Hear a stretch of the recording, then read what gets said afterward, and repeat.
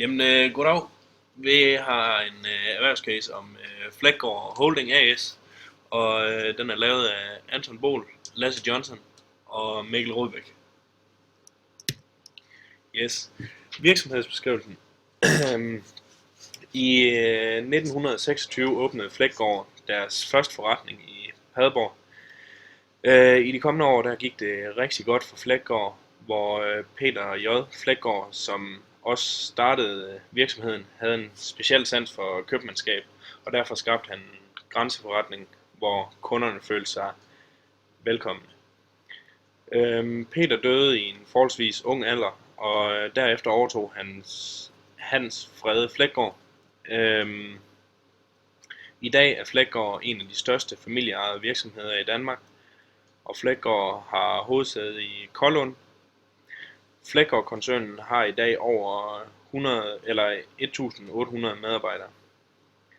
I 2015 havde Fleggaard en årlig omsætning på lidt over 6 milliarder kroner. Og for at udbrede denne erhvervscase for Fleggaard Holding AS, er der blevet anvendt kilder fra internettet og materiale for det virksomhedsbesøg, som vi var på. Kilderne de er anvendt i denne opgave, og de er nøje udvalgt efter årstal og hvilket website og forfattere. For at analysere Fleggaards eksterne forhold, er der blevet udarbejdet en Porter's Five Forces og en parcelanalyse. Fælles for begge analyser er, at man analyserer virksomhedens muligheder og trusler for dens fremtidige afsætning. Efterfølgende er der blevet udarbejdet en økonomisk analyse for virksomheden, og det er så netop en rentabilitetsanalyse. Denne analyse bruges til at få et indblik i virksomhedens nøgletal og hvorvidt virksomheden har et over- eller et underskud. Dernæst har vi analyseret de interne forhold, og der er blevet udarbejdet en værdikæde til dette. Værdikæden den er nøje udvalgt, og der er også blevet anvendt kildekritik, hvor vi har kigget på kilder og udvalgt dem efter årstal og website og forfattere. Til sidst er det så foldet sammen til en SWOT-analyse, og der er blevet konkluderet på den, og dernæst har vi fundet 10 udfordringer og valgt 3 af disse udfordringer og lavet 3 handlingsforslag til hver af dem.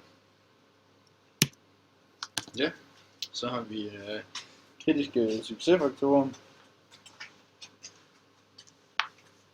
hvor vi har valgt 5 ting. Der er placering, promotion, stor central pris og danske produkter, som vi snakker lidt om. Og Fleggaard de har en rigtig god placering i forhold til deres butikker, som ligger langs den tyske grænse. Og det har været med til at sørge for, at kunderne, der kommer fra Danmark, kan køre direkte til butikkerne og væk derfra igen.